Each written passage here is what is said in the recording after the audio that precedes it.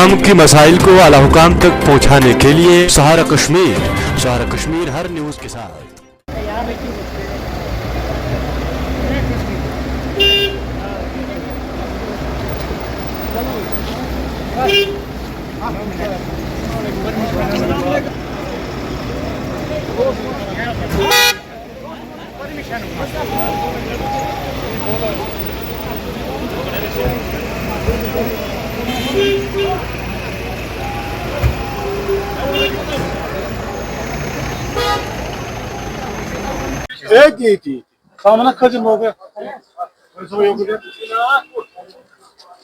Schemes अलग अलग sectors में, जल शक्ति मिशन है, आपका यहाँ पे पीने के पानी के हवाले से जितने भी टारगेट्स इनको मिले थे, पेपर पे तो ठीक है, टारगेट्स की अचीवमेंट इन्होंने बताई है कि ऑलमोस्ट मोर देन 80% है, 90% है।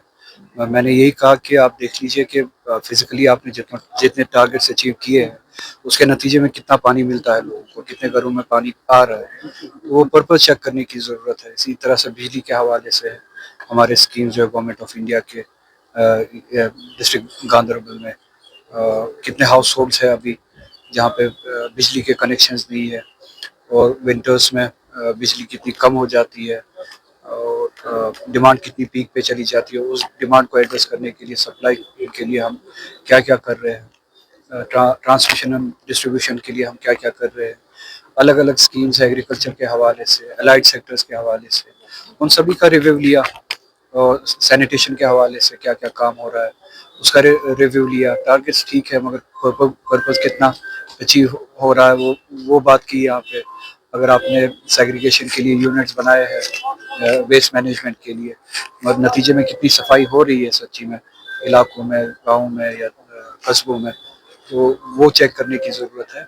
पेपर्स पे जो अभी तक बताया गया 7 महीने में जो टारगेट्स मिले थे इस साल के, वो अचीव हो रहे हैं, पर्पस कितना सर्व हो रहा है। इसके अलावा हेल्थ के सेक्टर के हवाले से बहुत सारे पोस्ट की कमी यहाँ पे है, उनको फिल करने के लिए जो इकदाम उठाने चाहिए, डिस्ट्रिक्ट एडमिनिस्ट्रेशन को उस हवाले से बात की, और स्टेट गवर्नमेंट को जिस तेज़ी से वो पोस्ट फिल करने चाहिए उस हवाले से बात की।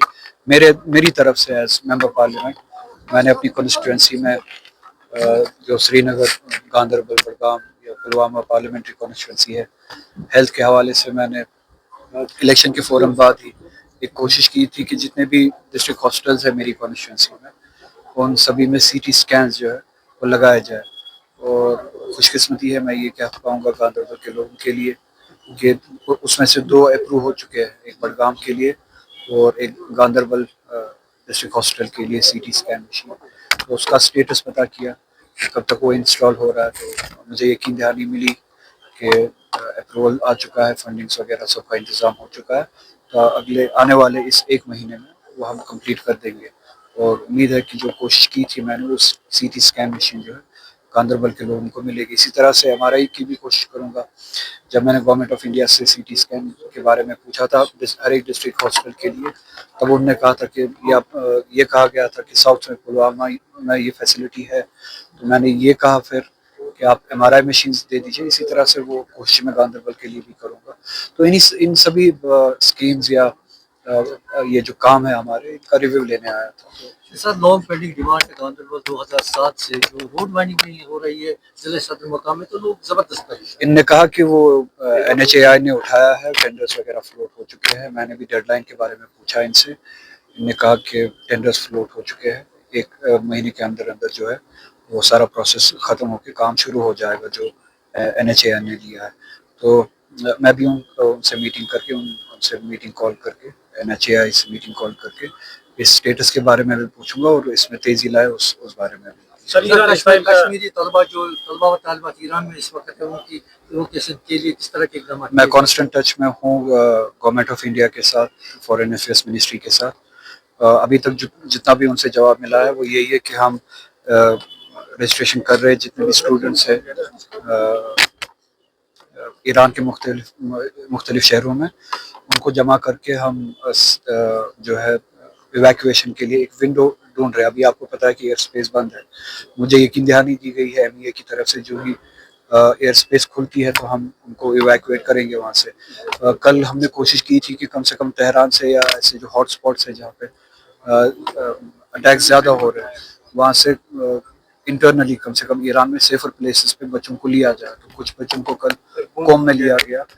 मेरी भी बच्चों से बात हुई, अगर वहाँ पे भी कौम में भी इंटरनली किसी मदद की ज़रूरत है, फैसिलिटेशन की ज़रूरत है बोर्डिंग के लिए, लॉजिंग के लिए, तो मैं वो वहाँ पे लोगों से बात करके वो हेल्प प्रोवाइड करने के लिए तैयार हूँ। तो उनके साथ कांस्टेंट टच में हूँ। बहुत सारे बच्चे जो कौम में लिए गए हैं, उम्मीद है, मैंने ये भी कहा कि अगर ये स्पेस नहीं खुलती है, गवर्नमेंट ऑफ इंडिया को ये भी लिखा है कि इनको कम से कम या आर्मेनिया के ज़रिए या टर्की के ज़रिए या अजरबैजान के ज़रिए आप बाय रोड इवैक्यूएट कर सकते हैं। तो यही कहा गया, अभी तक यकीन दहानी दी गई।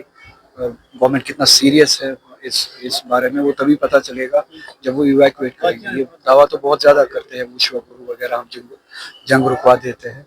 इस वक्त हमारे न सिर्फ कश्मीर के, मुल्क के बहुत सारे रियासतों से हमारे पिलग्रिम्स है, स्टूडेंट्स है जो ईरान में इस वक्त फंसे हुए हैं। मगर सीरियसनेस जो है गवर्नमेंट ऑफ इंडिया की वो इतनी ज़्यादा दिख नहीं रही है।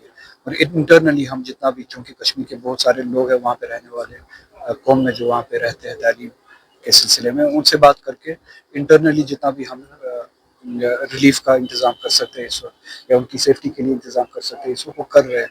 गवर्नमेंट ऑफ इंडिया के एक्शन का हम इंतज़ार कर रहे हैं। क्या आपको लगता है सर यूएस बेस्ड इसराइल इस समय ईरान पे अटैक कर रहा है?